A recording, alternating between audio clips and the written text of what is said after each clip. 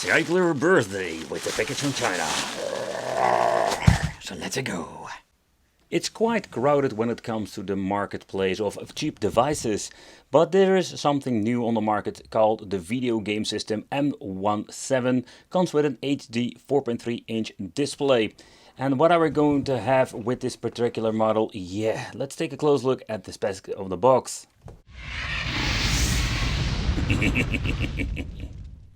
But let's take a close look at the spec list. So first of all, it comes with Emuelec 4.3. So the emulation, we do have the support for PlayStation Portable, PlayStation 1 and N64. Particularly PlayStation Portable and N64 is what we're going to test out. Quad-core Cortex A7 all the way up to 1.2 GHz, 2 gigs of RAM, 64 GB of storage, and the display is a 4.3 inch with a resolution of 480 by 272 IPS. And the battery is only 2000 milliamps. But let's take a close look at the device itself. I was really curious about the overall build quality. So I do get myself a Nintendo Switch Lite version idea feeling of it, but let's take a closer look. So first of all, when you're looking at the form factor and the weight, it does have a very nice weight to it. Not like the cheap weight. So here we're going to have the handheld itself. So the ABXY button, they feel quite nice to be honest. So the overall quality, the touch, it's not bad at all. The joysticks are looking like a Nintendo Switch, but they don't have the click. We're going to get select start over here, and here we're going to get the plus or minus, or in other words function keys. So, and also the D-pad. The D-pad has been placed, in my opinion, in the wrong position. I really love to have it over here, because I mostly play with the D-pad. But how about the D-pad? Let's talk about it. So first of all, I want to try out a fighting game. And to my surprise, it's absolutely amazing. It's for the cheap devices that I've played over the years, maybe one of the best D-pads that I've ever played. I can tell you that they surprised me by this.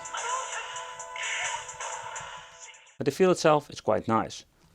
Then we're having the shoulder buttons with these tiny devices. I don't find it really comfortable to play, for example with fighting games. Both have the click.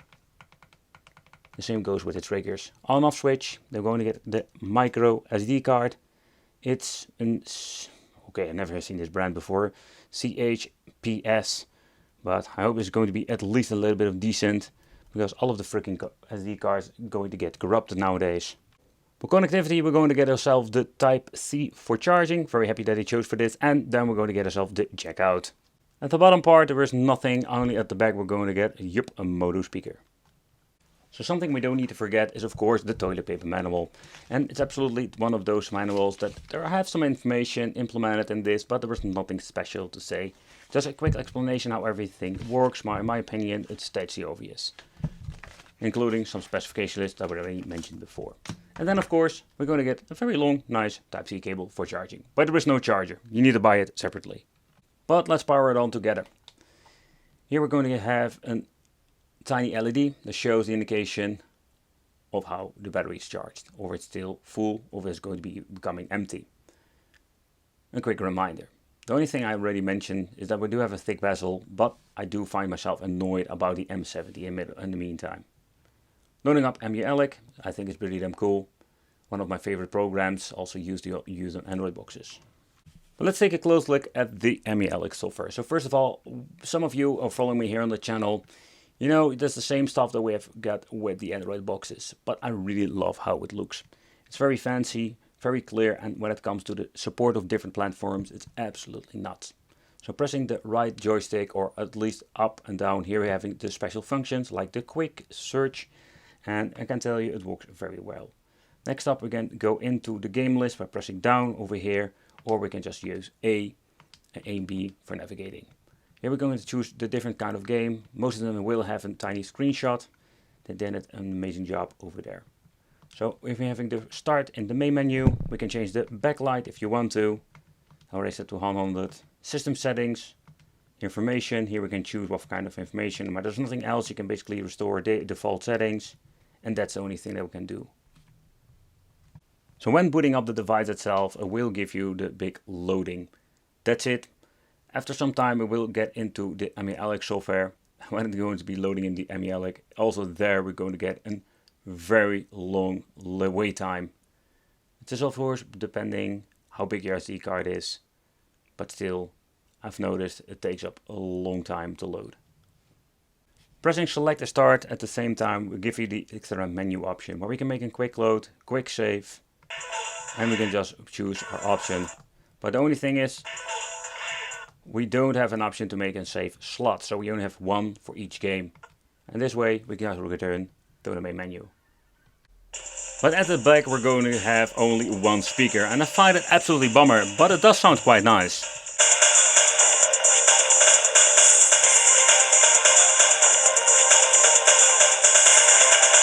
Well, we already talked about the IPS panel. I must say, seeing it now is absolutely great.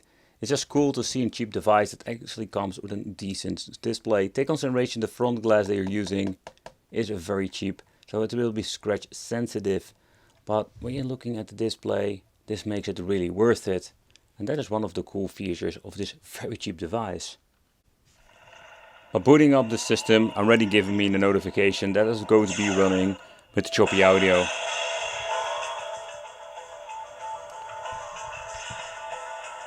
Oh yeah, so they didn't even use the English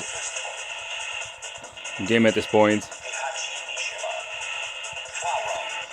So PlayStation Portable, you know, it's going to be absolutely a mixed performance.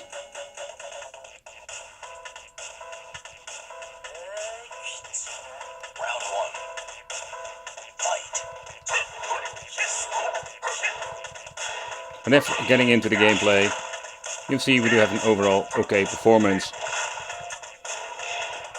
So it's crazy to see that we're going to have like budget devices that can run PlayStation Portable. And I'm getting my ass kicked. For PlayStation Portable, I just wanted to check out some other games to see if we're going to get good performance. Where Darius Boost is not that demanding like Tekken 5 or 6, this runs pretty great. I'm quite flabbergasted by the overall quality of one single speaker. Think about if you would add two of them.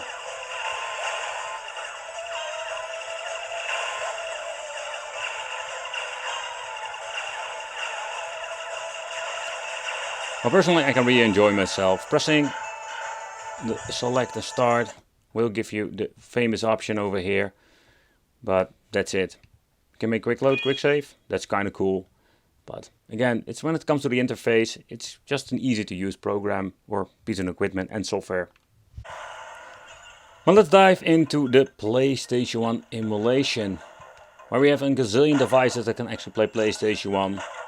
I don't expect any issues whatsoever. Let's crank up the sound. Oh yeah, ooga booga. But it's one of those systems that run without any problem, and I think it's pretty damn cool. But what is interesting, we do have the disk control option in this thing. So that is something new. And here we can change out disk index, disk cycle tray status, and the disk image append. So that's interesting, and I'm guessing this is more if you have multiple disk games. Next up, let's try some Mega Drive. I can still remember where the first time I got my Mega Drive, I had Sonic the Hedgehog 1 and of course the Alternate Beast.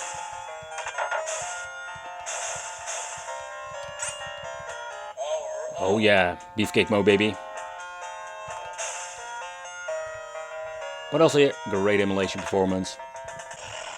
But getting into the N64, they were also going to have a lot of problems when it comes to these cheaper devices. Of course, even the expensive Embernick or Pau Kitty have even problems with emulation. So I was not really expecting anything better when it comes to a cheaper device like this.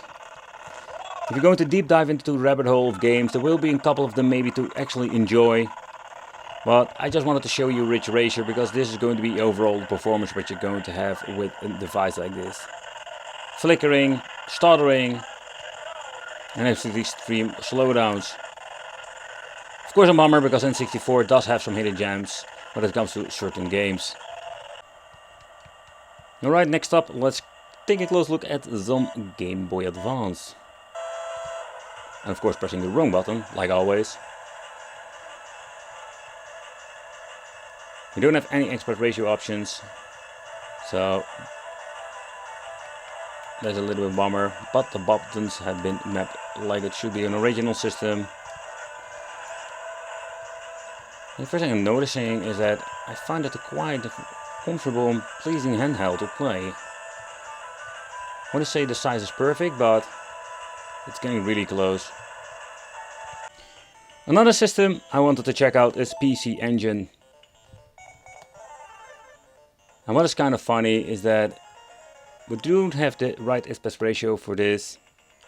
It's kind of cool to see this running, because not every single cheap device will have the option. Oh, we're just going to play like that, or what? So the unfortunate thing is, when we're going to get a shmup that actually needs to be played in a vertical way, they are going to be stretched out to the crazy maximum level. And this looked really weird in my opinion. So when it comes to the software itself, there we're going to get not a lot of options. Next up, I just wanted to check out some Neo Geo and test out if we can actually play some Art of Fighting 3. But it's not really a surprise that it actually runs pretty good. Where we find a lot of problems with this particular game on other cheaper devices, this runs perfectly. In combination with amazing D-pad, I can just really enjoy myself some Art of Fighting 3 here.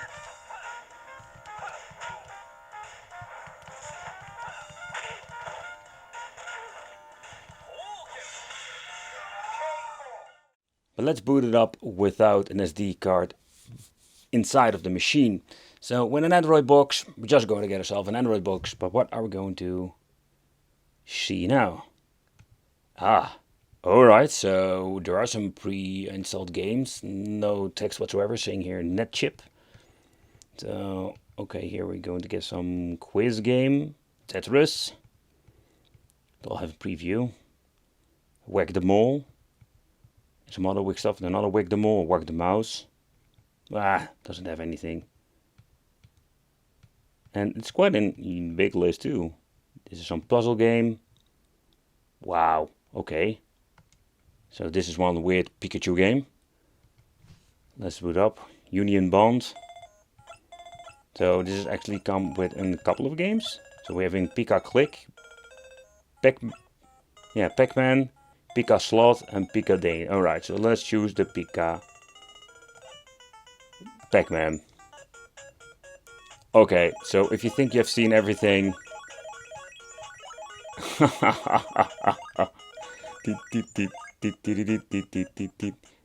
It's just a Pac-Man knockoff.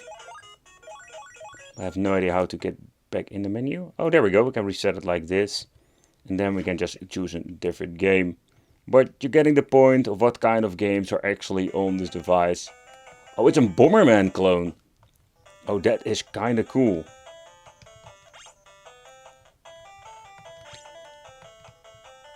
So I'm guessing they were selling this also as an basic like an 8-bit device. Alright. I'm actually quite surprised with the overall quality, particularly when you're looking at the money you're paying for it. There are so many solutions out there, but when you're looking at the budget, this thing is pretty damn good. When it comes to the interface and everything, there is basically not a lot to complain here. Nevertheless, let me know in the comments what do you think of this. Do you think it's worth it and replacing other devices in your collection? Thank you all for watching. Consider subscribing, hit the little bell. It would be great to see you in the next video.